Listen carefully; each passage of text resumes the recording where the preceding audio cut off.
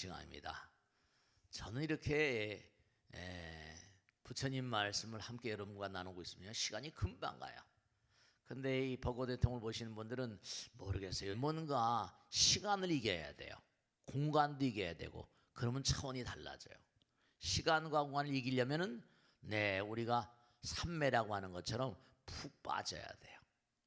그러니까 부처님 말씀에 재미를 좀 들려야 되는데 이게 재미를 들린다는 게 쉬운 일이 아닌 게 자꾸만 익숙해야 되거든요. 그래서 지난 시간엔 무슨 말씀했죠? 부처님께서 항상 하신 말씀이 나는 환으로, 그림으로, 환상으로 너희들에게 모든 걸 보여주고 그 다음에 꿈으로 몽환히 꿈속에서 나의 의지를 전달한다. 꿈속에서 전달할 수밖에 없는 게 눈을 뜨고 살면 전부 다 환의 세계거든요.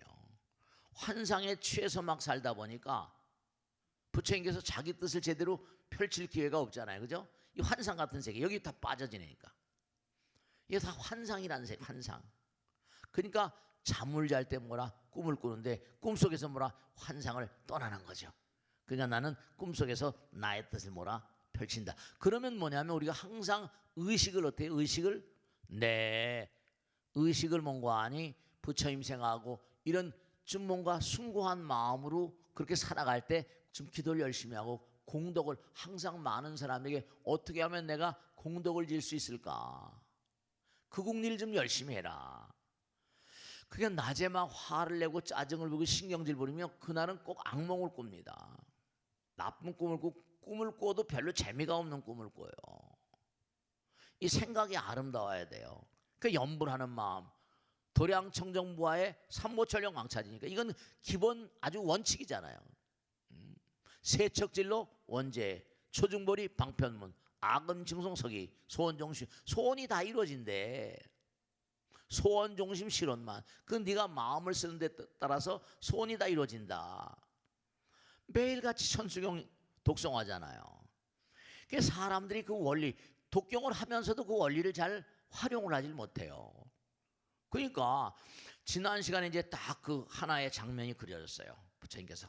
근데 또 오늘 나온 얘기는 그 중에서도 큰 지혜를 가진 사리불과 마하목골령과 마하구치라, 이 마하구치라라고 하는 이 부처님 제자는 사리불 전자의 외삼촌입니다.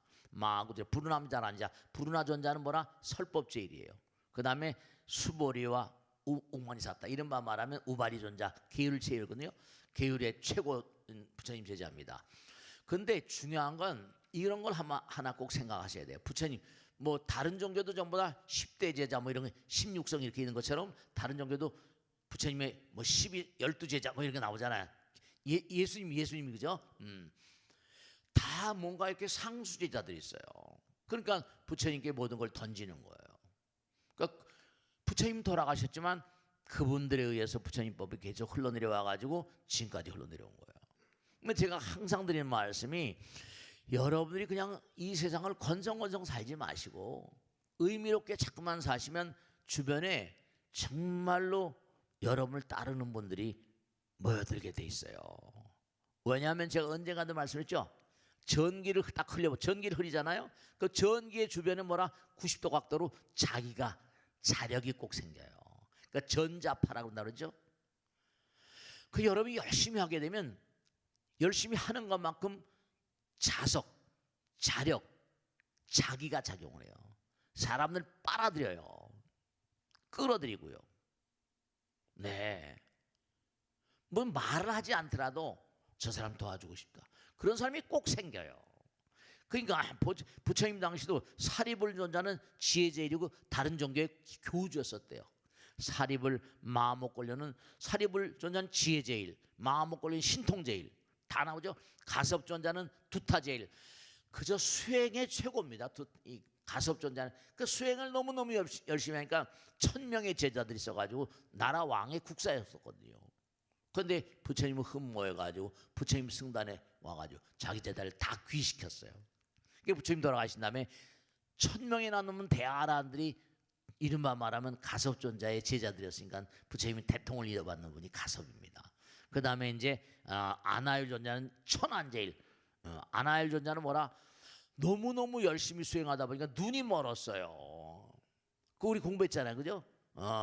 바늘길 못 꼬는 거야. 못 꼬이는 거예요. 그러니까 가사 같은 게 해지면 뭐 꼬매 바느질을 하고 그래야 되잖아요. 그죠? 바느질을 해야 되는데 이 바늘길 못 꼬니까 딱 그랬다는 거 아니에요. 누군가 대아란 아나율의 바늘길 꿰주면 큰 공덕을 지을 것이다. 이랬더니 뭐라?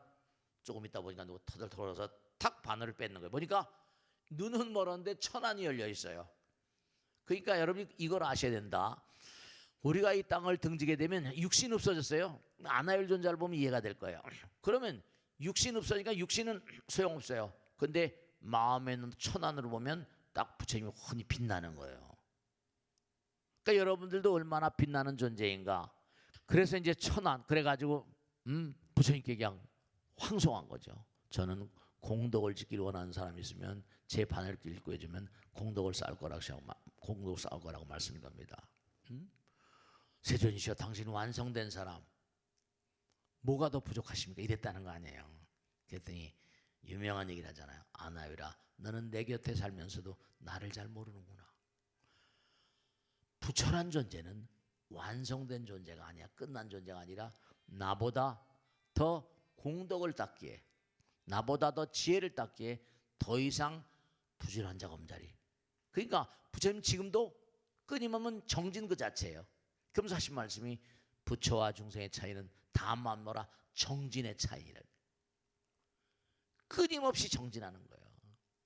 몸과 마음을 다해서. 부처님 지금도 무량 중생들이 부처님께 빌잖아요. 뭘 이루어주십시오. 뭘 이루어주십시오. 부처님은 다.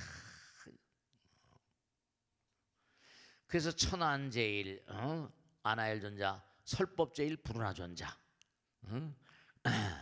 그 다음에 해공 이 허공에 대한 설명에 관한 수보리 존자. 그러니까 금강경의 주인공은 이제 이른바 질문하는 존재는 수보리 존자잖아요. 수보리 존자. 그 다음에 뭔가 하니 마하가전연 논의하는 데 있어서는 논리적으로 대단히 탁월한 존재 마하가전연. 그 다음에 계율제일은 우바리 존자. 그 다음에 밀행제일 남들에게 비밀스럽게 뭔가 이렇게 도와주고만 밀행제일이라고 그래요. 부처님 아들 라울라 존자. 그 다음에 이른바 말하면 남의 말을 듣고 잘 기억하고 뭔가 담원제일 부처님 말씀을 가장 잘 측근해서 기억을 하고 해서 안한 존자는 이른바 말하면 불전결집 84,000 대장경의 시원이 되는 부처님 경전을 결집하는 그 자리에서 부처님의 모든 가르침을 전부 다 외워대는 거예요.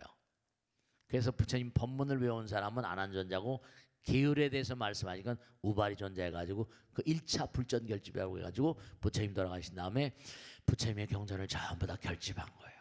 그래서 안한존자 해가지고 뭔가 부처님 승단의 10대 제자. 그래서 큰 죄를 지는 사리불과 마음목권이는 마구치라. 아까 말씀이죠. 사리불의 외삼촌이고 분남이다라자 설법제일, 수벌이공, 해공제일, 우반이사다 이른바 말하는 계율제일 등이 으뜸이었다. 또 하알량문은 벽지불은 누구냐? 많이 얘기 나와요. 영산당 수불부적 10대 제자 16성 500성 독성이라고 나오죠. 1200제대란 무량자비성들. 이 독각 벽지불에 대해서는 소벽지불 대벽지불 그래가지고 이 벽지불은 어떻게 개통이 됐는가 하니 지금 우리가 부처님 말씀 공부하세요. 부처님 경을 공부하잖아요. 그럼 과거에는 부처님이 오시지 않았던 당시에는 뭐죠? 부처님 경전이 없는 거예요. 부처님을 만날 기약이 없는 거죠. 근데도 뭔가 어떻게 풍문을 듣고 몸과 마음을 다해서 열심히 뭔가 혼자서 독학한 혼자서 열심히 하다가 나름대로 뭔가 깨쳤어요. 그죠? 뭔가. 근데 이게 자기가 깨치긴 했지만 완벽하게 설명을 할 수 있는 도리를 잘 모르는 거예요. 부처님 말씀을 84,000 대장이니까 우린 부처님 설법 하셨잖아요. 그리고 전법을 약불전법 도중행 필경문은 뭔지 알아? 너희들이 너희들이 가르쳐준 걸 잘 기억을 해가지고 전법을 해라. 중생을 제도하라. 근데 벽지불들은 자기들 깨쳤지만 아직 회통하게 본 거 아니? 부처님처럼 그렇게 우주의 묘리를 설명할 수가 없는 거예요. 깨치긴 깨쳤는데 그런 존재들을 우리 이제 벽지불이라고 불러요. 소벽지불, 대벽지불.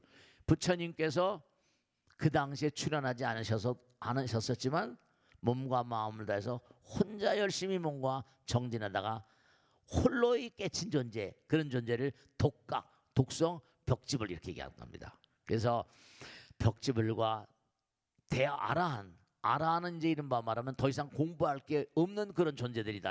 뭐 학문적으로나 뭐 경전적으로 무화과 아울러 처음 발심한 사람까지 이른바 초발심자라고 그래요, 그죠? 결제. 이제 이른바 말하면 우리 수행자들 스님들의 세계는 이제 보통 4월 15일부터 7월 백중까지 3개월 동안 이제 그 당시에는 비도 오고 막 그러니까 이렇게 유행하지 않고 돌아다니지 않고 어떻게 되는 거 아니? 봄이 되면 뭐라 벌러들이 많이 나오잖아요. 그러니까 자칫 못하면 이제 발에 밟혀 죽을 수 있으니까. 근데 4월 15일부터 3개월 7월 백중까지 그걸 하한 거라고 그래요. 그 다음에 10월 15일서부터 1월 15일 1월 보름날 있잖아요. 대보름날. 그래서 그때까지 하한 거 동한 거 이래요. 그땐 또 우리는 이제 뭐 우리 한국은 또 춥기도 하니까 그렇게 결제 여름 결제 하한 거를 마치고 함께 부처님의 처소에 와서 그동안에 잘못 있는 사람은 모든 대중에게 알리고 참 이걸 자자포살이라고 그래가지고 대중생활을 같이 이렇게 하다 보면 서로 멋스러운, 그렇죠? 함께 뭐 있으면 티각태각 할 수도 있잖아요. 티각태각. 그러면 내가 이렇게 잘못했습니다. 이렇게 잘못했습니다. 이렇게 뭔가 참회하는 걸 이른바 포살 참회라고 그래요. 그래서 많은 그런 대중들 앞에서 이렇게 잘못했습니다. 참회하는 그런 아주 아름다운 그런 승방의 풍속이 있습니다. 그래서 포살 참회라고 그러고 갈마라고 그래가지고 제가 저렇게 이렇게 잘못했습니다. 참회하는 거예요. 참회를 하기 때문에 마음이 맑아지고 그만큼 가피도 작용하는 거죠. 모든 대중들이 알리고 참회하였으며 희망의 보살들로 의심이 있으면 부처님께 여쭈어 의심을 풀고 자비로우면서도 엄숙하신 부처님을 흠모하여 받들면서 비밀한 이체를 들려고 하셨다. 그러니까 그렇게 많은 대중들이 모여가지고 훌륭한 대중들이 모여가지고 이제 공부를 다 한 다음에 자자포살하는 거예요. 자자참회라고 포살참회라고 합니다. 그래서 이제 이른바 말하면 이제 이게 점점 이제 부처님의 경전을 설하시게 된 이제 스타트하는 시발점 같은 그런 내용들이 전개되는 거예요. 그때 부처님께서 자리를 펴고 편안히 앉으셔서 그곳에 모인 여러 대중들을 위하여 깊고 오묘한 진리를 말씀해 주시니 참석하고 있던 대청정한 대중들은 아직까지 없었던 법문을 듣게 되었으며 가릉빈가에서 가릉빈 극락조라고 그래. 극락 세계엔 또 이런 걸 아셔야 된다. 여기도 우리 새들 있잖아요.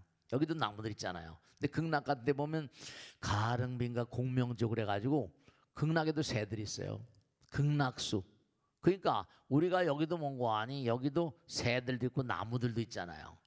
그럼 여기는 좀 3차원적인 존재인데 극락이나 천상 우단 말라꽃이 뭐 해가지고 정말로 아름다운 그런 식물과 동물. 선생님 극락에도 식물 동물이 있습니까? 우리가 생각하는 식물 동물하고는 패턴이 다른 거예요. 그러니까 여기도 한번 생각을 해보세요. 일미진유 함시망이니까 티끌에 통하는 진리는 우주에 관통되는 거니까 그런 거 있잖아요, 그죠? 뭐냐면 식물들이 우리들에게 뭔가 하니 뭘 공급해요? 산소를 공급한다 그랬잖아. 우리 또 뭐라 음식을 먹으면 탄산가스를 내보낸다 그러잖아요. 그러면 탄산가스는 그들의 영양분이 되고 산소 우리의 살이 되고 피가 되는 어떤 그런 역할을 하잖아요. 그러니까 아주 기가 막힌 리사이클 자원 재생 운동이에요. 이 우주는 가만히 따지면 여러분 정말 하나도 버릴 게 없습니다. 제가 그 얘기를 들었는데 여러분 음식을 들으면 꼭 쓰레기가 나오잖아요. 아침에 일어나면 꼭 뭐라 배변하고 그러잖아요. 그러면 화장실에 갔다 오는 분들이 대부분이잖아요. 어제 저녁에 뭔가 하니 우리 몸이 전부 다 청소를 해줍니다. 우리 몸이 그러니까 잠을 잘 자야 된다 그러잖아요. 잠을 잘 주무셔야 돼. 그럼 잠자는 동안에 뭐냐면 하루 온종일 활동하면서 쌓인 여러 가지 쓰레기들을 다 배출합니다. 쓰레기들 다 배출합니다. 그 잠을 잘 자라. 그 잠을 잘 못 주무시면 치매 위험성도 있고 그러잖아요. 하루에 정해진 시간을 꼭 잠을 자야지. 그러면 몸에 있는 모든 쓰레기들이 다 정리가 되고 배변하잖아요. 이 우주는 천모가 다 돌고 도는 그런 물레방아 인생 같은 거, 버릴 게 아무것도 없어요. 그러니까 여기 나오는 것처럼 정말로 오묘한 진리예요. 무상심신 뭐라? 미묘법이에요. 무상심신 미묘법입니다. 백천만금 난주하는 것처럼. 그러니까 참석하고 있던 대청정한 대중들은 아직까지 없었던 법문을 듣게 되었으니 가릉빈가의 소리와 같은 선음이 시방세에 가득하였다. 여러분이 잊지 않으셔야겠다. 여러분들이 꼭 명심하실 게 바르게 살고 청정하게 살고 참회하는 마음으로 살면, 여러분 그런 얘기 있잖아요. 너 양심 있냐? 양심이 없는 사람이 있어 없어요? 근데 내가 욕망에 가려지고 그걸 무명이라고 그래요. 탐진치 삼독심에 가려지면 양심이 뭐라? 양심이 막혀버려요. 차단이 돼버리니까 자기 양심을 잊어버리는 거예요. 그걸 무명이라고 그러잖아요. 누구나 양심이 없는 사람 없어요. 근데 뭐냐면 깜빡하는 거예요. 깜빡하는 거예요. 욕심이 뭐라? 눈을 가리니까. 탐욕이 눈을 가리니까. 그러니까 본래 우리 마음은 찬연한 광명 그 자체인데 아상이라는 것 때문에 뭐라? 장막이 딱 쳐지니까 자기를 잊어버리는 거예요. 근데 여러분이 중요한 게 있다. 우리의 본질은 부처님이잖아요. 그래 안 그래? 항상 우리는 말아 마음 가운데 우리는 부처님 계시다 그러잖아요. 그러니까 내가 수행을 하고 이렇게 부처님 말씀을 자꾸만 듣고 하면 장벽이 걷어지면 내 안에는 찬연한 빛이 쏟아져 나오면서 그 부처님 빛이니까 부처님의 가오즈 매력이 작용해요. 그러니까 수행을 하게 되면 점점 어떻게 된다? 내 마음이 진리와 하나가 되고 복받는 말과 생각과 행동을 하게 되니까 그게 많은 사람에게 도움을 주고 결국 다른 사람을 좋게 하면 내가 좋아지는 거예요. 그러니까 수행이라는 건 바로 뭐라? 수행이 사실은 돈 버는 길이에요. 사람들이 그 사실을 몰라요. 나 바빠서 시간 없어서 부처님 생각하지 않으면 항상 이기심의 포로가 돼서 이기심의 포로가 된 건 악마의 마음이거든요. 이기심의 포로가 된 사람은 전부 다 악마의 마음이니까 악마는 뭐라? 악은 항상 앞에 붙는 게 뭐라? 악심은 죄를 짓는 거. 그러니까 내가 마음이 악한 거 죄 짓는 거. 그러니까 죄악이라잖아요. 죄악 그래요. 근데 악은 항상 뭐라? 그 이기심이 가득한 마음으로 살면 악은 독을 품거든요. 악독하다 그러잖아요. 그러면 내가 죄를 짓고 악한 마음을 뭔가 자꾸만 쏟아내면 내 몸에 독이 꽉 차요. 진짜 중요한 거예요. 여러분이 이렇게 말씀을 이렇게 하시잖아요. 그러면 여러분이 수행한 것만큼의 정도에 따라서 마음의 이른바 말하면 청정도, 마음의 혼탁도가 다르잖아요. 그럼 여러분들이 이 말에는 마음이 담기거든요. 말에는 마음이 담기기 때문에 여러분이 마음이 그 말에 담기니까 마음이 탁한 사람은요, 부처님 말씀을 법문을 시작하니까 항아의 모래와 같이 많은 우주에 있는 보살들, 그 보살들이 부처님 법문을 들으려고 우리 눈에 안 보여요. 이 우주에 있는 무량한 항아의 모래알과 같이 많은 모든 보살들이 부처님 법문을 들으려고 그 도량에 모여들었대요. 그러니까 여러분들이 공부를 많이 하고 정말로 여러분의 말을 들어줄만 하고 뭔가 의미로운 어떤 수행을 닦은 사람들은 하늘에서 법문을 들으려고 와요. 그러니까 여러분 몸과 마음을 다 열심히 정진하고 수행을 하게 되면요, 나는 중생이 돼서 지금 여기 이렇게 있지만 나와 인연 있는 무량한 존재들은 지금 다 나와 연결돼 있어요. 그리 잊으시면 안 돼요. 그러니까 이게 나오잖아요. 갠스가의 모래와 같이 항아의 모래와 같이 많은 보살들 또한 그 도량에 모여들었다는 거예요. 부처님 법문을 설하니까 도량에 모여드는데 그 중에서는 문수보살, 문수보현 그러잖아요. 대지문수보살, 대행보현보살, 대비관세음보살, 대원본전지장보살 4대 보살이에요. 지행비원이라고 그래가지고 우리가 모든 그런 그 성공의 단초는 뭐냐? 문수보살이에요. 대지문수보살. 그러면 그렇게 공부를 하게 되면 지혜가 왕성해지면서 뭐죠? 행동으로 옮겨야 되니까 대행보현보살이에요. 행동의 상징은 보현보살. 그 다음에 또 중요한 게 이른바 말하면 뭐냐면 행동을 하되 그 밑에 뭐라 그 마음엔 대자대비한 마음이 깔려 있어야 돼요. 그러니까 대비관세음보살. 근데 대비관세음보살인데 그 다음에 뭐라 그 행동에는 자비심을 바탕으로 행동에는 뭐라 비전이 있어야 돼요. 어떻게 월력의 성취 대원본전 지장보살 마사. 이게 4대 보살이라고 하는 거예요. 그래서 이제 이른바 말하면 그 중에서는 문수보살이 으뜸이었다 이렇게 얘기하는 거예요. 그래서 제가 아까도 말씀드렸고 지난주에도 말씀드렸죠. 아주 중요한 건 뭐냐면 아주 중요한 건 바로 이거예요. 여러분죠? 부처님 경전을 공부할 때는 그냥 글자에 매몰돼 가지고 글자를 쫓아가지 마시고 그림을 딱 그리시는 거예요.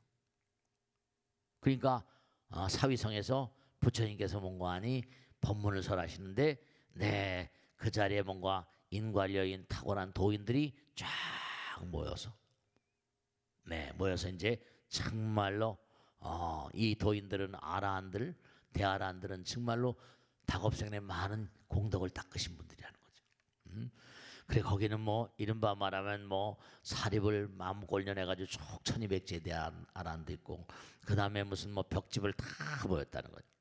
그래서 이제 부처님께서 법문을 딱 설하시니까 뭐라 거기 앉아 있는 제자들뿐만 아니라 뭐라 하늘나라 무량한 별들의 나라서 다 와서 이른바 말하면 부처님 법문을 들으시니까 그 자리가 정말 뭐라 무량무변한 법석이고 법단인 거예요. 그러니까 여러분들이 만약에 공부를 하셔가지고 그러니까 제가 어제도 기팀장 회의 때 말씀드렸지만 그냥 공부를 하는 게 아니라 공부한 다음에 자꾸만 남들에게 전해야지 연습이 돼갈 만들어요. 그러니까 중요한 건 뭐냐 자꾸만 공부를 하게 되면 뭐라 남들에게 전하게 되면 그것도 좋은 씨앗을 많이 뿌리니까 큰 공덕 되시는 거란 말이죠. 아시겠죠? 자 그럼 오늘 여기까지 하겠습니다. 대단히 감사합니다. 다음 주에 다시 뵙겠습니다. 고맙습니다. 네.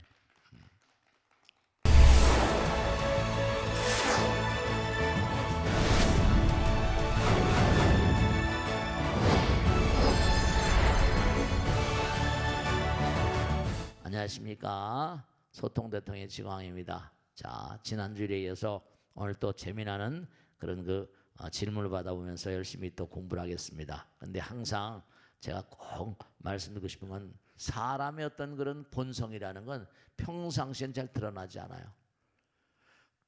공자님도 그렇거든요. 그 사람의 본성을 알고 싶으면 술을 먹여봐라 이랬단 말이에요. 술을 먹여보면 뭔가 사람의 본성이 떠오른다는 거 아니에요. 그러니까 평소엔 잘 드러나지 않아요.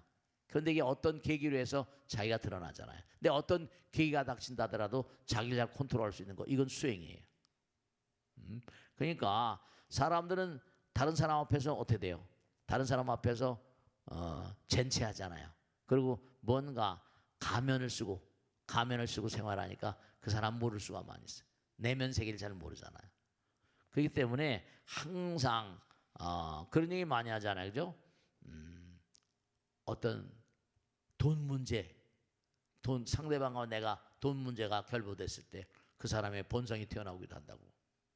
술 먹었을 때라거나 술 마실 때 또 뭐라 운전대를 잡았을 때 또 뭐라 운전대를 잡으면 좀 사람이 달라지잖아요. 그죠? 네, 이럴 때 그 사람의 본 모습이 드러납니다. 그러니까 여러분들이 스스로의 본 모습이 어떤지 여러분 잘 모르지 않나 모르겠어요.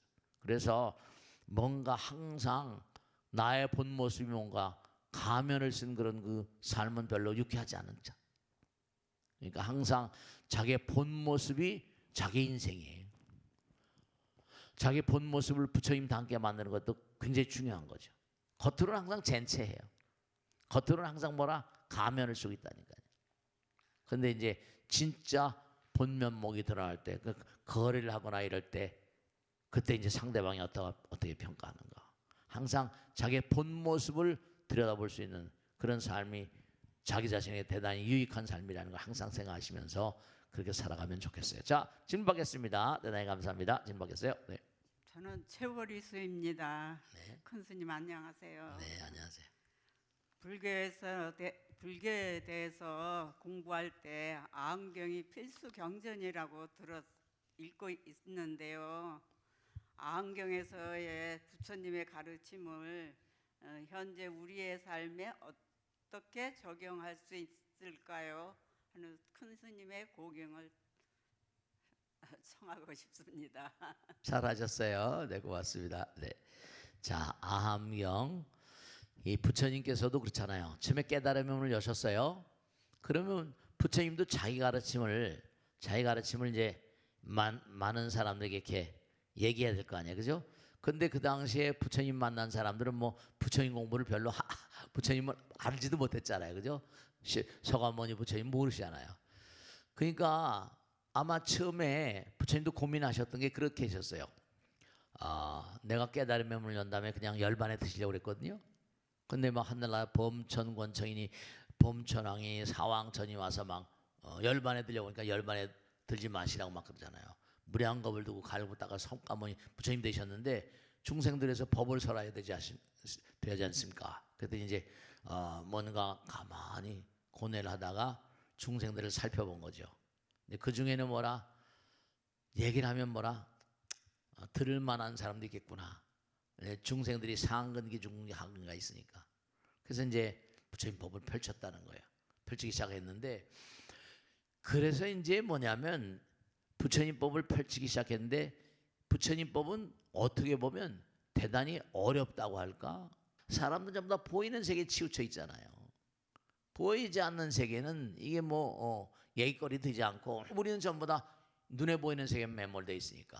그러니까 중요한 건 뭐냐 하면 그래서 부처님께서 법을 설하신데 제일 처음으로 설한 이렇게 보시면 돼요. 아함경은 뭐라?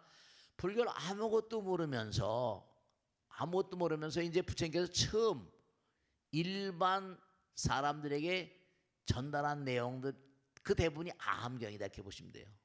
아함경에도 사함이 있는데 이제 그 아함경을 공부해서 조금 이제 순위 높아니까 그 다음에 반야경 공을 얘기하잖아요.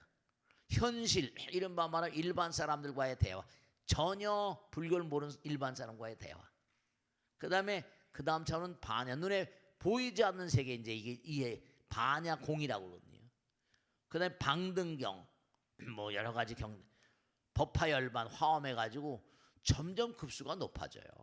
왜 아함경은 이제 이른바 말하면 부처님 초기 경전 같은 거예요.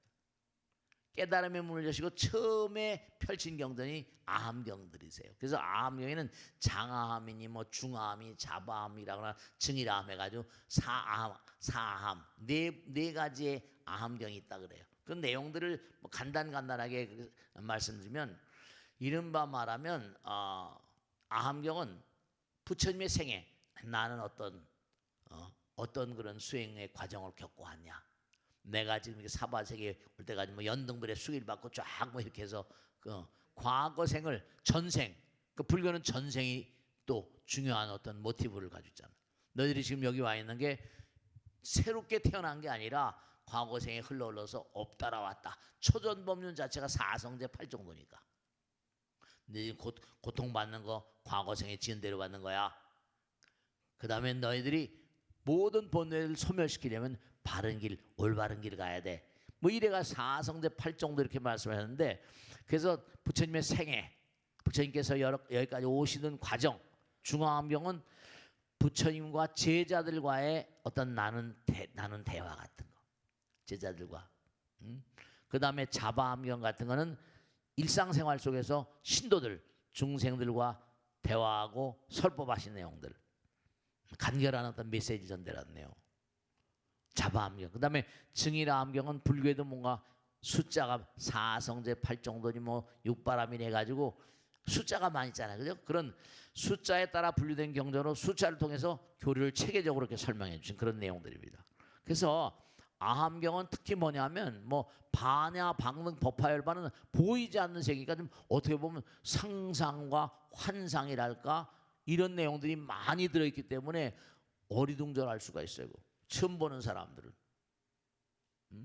그런데 아함경은 비교적 뭐냐면 보통 일반인들과의 대화, 불교의 초참자들 그런 분들과 대화를 나눈 거다 보니까 이게 좀 어떻게 보면 접근하기가 쉬운 측면이 있어요. 그래서 뭐 사성제 8정도 뭐 연기법 12년 뭐 이런 전부가 다 그런 내용들은 일반 신도들하고 뭐죠? 매칭이 되기가 아주 쉽죠.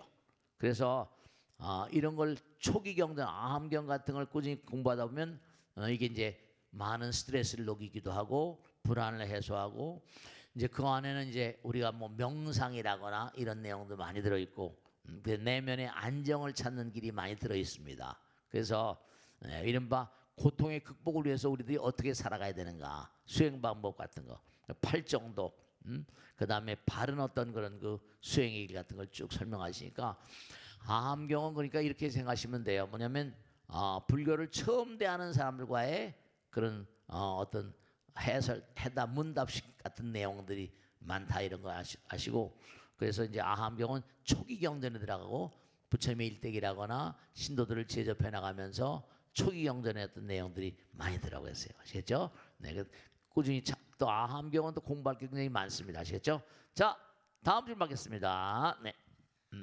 스님 안녕하세요. 부처님께서는 멸진정에 들어가셔서 완전한 깨달음을 얻으셨다고 들었습니다.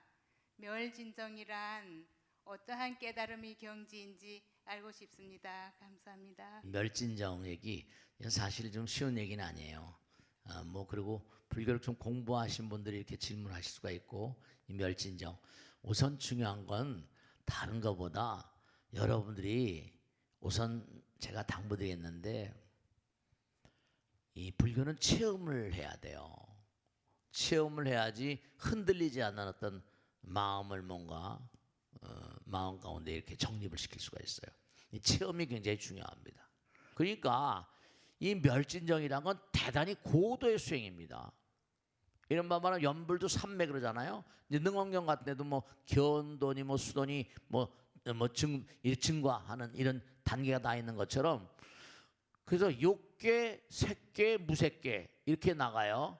그러면 색계 같은 데는 이른바 말하면 초선천, 이선천, 삼선천, 사선천 이게 있어요. 근데 이게 뭐냐면 사선 팔정이라고 그래가지고 단계가 다 있어요. 그것도 얼마나 그와 같은 경지에 도달한 분들이 많이 계신지 는 잘 모르겠어요. 쉬운 일이 아니죠. 그래서 이른바 말하면 사선 팔정이라고 그래가지고 예를 들어서 무슨 예를 들어서 사선이면 초선, 이선, 삼선, 사선에도 무슨 구차재정이라고 그래가지고 사선 팔정 이제 8단계 그죠? 초선, 이선, 삼선, 사선에 그 다음에 이제 이른바 8단계다가 사선 팔정 그 너머에 이른바 비상 우리가 하잖아요. 무색계에도 비상 비비상처천 그래요. 근데 비상 비비상천 이른바 말하면 거기 사선 팔정의 단계도 뭐 복생천, 무본천, 무상 그래서 무상천이라는 데가 있어요. 무상천. 그 무상천은 무상정을 닦아야지 간다고 그래요. 근데 무상정하고 이른바 말하면 멸진정은 또 다른 거예요. 멸진정은 성자들의 경지. 그러니까 무상정은 이른바 말하면 이른바 무상천은 범부중생도 갈 수 있는 거지만 이른바 말하면 멸진정이라는 경계는 가장 정상에 우리가 고짐멸도 그러잖아요. 멸은 본래가 멸한 경계예요. 무상천이라고 하는 경계는 이른바 말하면 무상천에 가는 그런 존재들이 땅은 이른바 무상정과 멸진정을 아까 말한 무상정과 멸진정을 같은 맥락으로 얘기하는데 그건 아니에요. 그죠? 그래서 이른바 말하면 멸진정이다 그러면 고진멸도 멸이니까 우리가 지난번에 능엄경 공부할 때도 누진통이라는 얘기했죠. 셀로 누진 세는 게 끝났다. 그건 세는 게 끝났다는 얘기는 다른 말로 하면 번뇌가 끝났다는 얘기예요. 누진통이다. 누진통은 아무나 할 수 있는 게 아니에요. 육신통 가운데도 누진통이 돼야지 이제 뭐가 어느 단계를 넘어갔다고 하는데 그래서 멸진정하고 이제 무상정하고는 이게 좀 차원이 다른 거고 근데 이제 같이 얘기하는 사람들도 있어요. 그러니까 이게 수행의 어떤 단계를 제가 지금 말씀이지만 이게 여러 가지 논문들에 나오고 그러지만 체험해보지 않은 경계에서 그걸 마음대로 얘기할 수는 없어요. 멸진정이니 무상정이니 경전에서 설명하는 내용들이 있습니다만 중요한 게 무상정은 뭐냐면 이생범부라고 해서 범부들도 가능한 세계지만 이른바 멸진정은 성자들만이 갈 수 있는 이런 세계다. 차원이 달라요. 그래서 멸진정 이른바 대상을 보고 일어나는 번뇌가 다하고 그 다음에 막존지할 때 모든 게 다 떠나버리는 그런 경계 같은 거. 근데 이른바 말하면 무상정은 멸진정은 이른바 대상을 보고 일어나는 모든 번뇌가 소멸된 어떤 그런 세계를 우리가 터득하는 경계를 한다면, 이른바 무상정은 번뇌라거나 아르마리, 아까 막존지했죠? 아르마리 같은 걸 녹였지만은 아직 멸진정까지 가지 못한 경계. 그래서 부처님께서 멸진정에 들어가셔서 완전한 깨달음을 얻었다고 들었는데, 멸진정은 어떤 경계냐? 이 멸진정의 경계는 이른바 부처님 어떤 그런 그 사람들은 자기들이 보면 멸진정에 들어가지도 않았지만 경전의 근거를 삼아서 보면은 멸진정에는 오메이르라고 그래가지고 이른바 말하면 수행의 최상의 상태다. 깨어있으나 삼매 들어가 있으나 항상.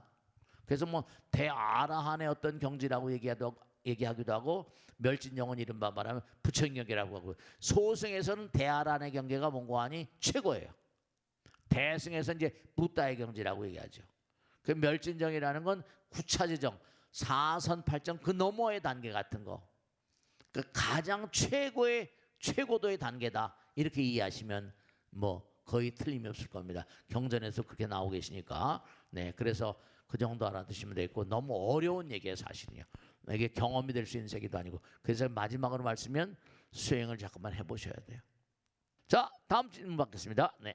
기후 위기에 대한 기사가 연일 눈에 띕니다. 부처님의 가르침을 통해 기후 위기와 같은 환경 문제를 어떻게 이해하고 극복해 나갈 수 있을까요? 요즘에 무슨 뭐 보도마다 기후 위기에 대한 얘기가 굉장히 많이 나오는데요. 아닌 게 아니라 뭐 얘기들 많이 들으셨잖아요. 우리나라 옛날에 그 동태찌개를 많이 끓여 먹었잖아요. 요즘에 동태가 잡혀 안 잡혀요? 우리 어렸을 땐 동태를 많이 끓여 먹은 기억이 나요. 그죠? 네, 동태찌개 맛있어요, 안 맛있어요? 맛있어. 두부 넣고 막 끓이잖아요. 근데 요즘엔 동태를 잘 볼 수가 없어요. 근데 동태가 전부 다 얼룩 기어 올라가는 거 아니에요? 저 시베리아 저쪽 올라갔대. 근데 우리나라는 또 거기다 또 뭐냐면 없던 그런 물고기들이 많이 올라왔다는 거예요. 없던 물고기가 저 남태평에 올라와가지고 이상한 물고기가 막 올라오는데, 그러니까 확실히 기후가 바뀐 건 분명해요. 지구가 확실히 변하긴 변해가요. 그죠? 그래서 이제 중요한 게, 어떤 분은 그래요. 불교에서는 재행무상이라고 그러니까 변해가니까 노력을 하면 뭐라? 노력을 하면 극복할 수 있지 않을까?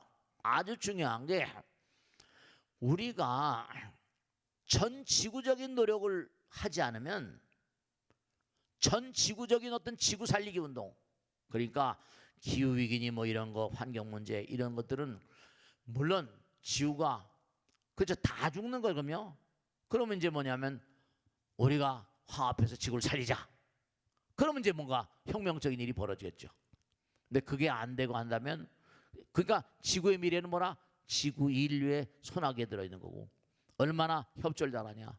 그러니까 항상 우리가 이제 어떻게 살아갈 것이냐는 건, 우리가 정말로 부처님의 어떤 그런 그 가오지 매력 가운데 열심히 기도하고, 뭔가 우리가 계속 이런 거 있거든요. 부처님 말씀에도 너무 강대강으로 하다 보면 안 되고, 서로 뭔가하니 그잖아요. 아무리 강한 것이라 하더라도 부드러운 건 이기지 못합니다. 그러니까 우리가 항상 삶을 도모하면서 지구의 미래를 생각하면, 지구의 미래는 우리 모두의 손에 달려 있거든요. 그런 마음가짐으로 우리가 삶을 도모해 갈 것이다, 그렇게 생각합니다. 자, 오늘 여기서 마치고 다음 주에 다시 뵙겠습니다. 대단히 감사합니다. 고맙습니다. 마치겠습니다. 네, 고맙습니다.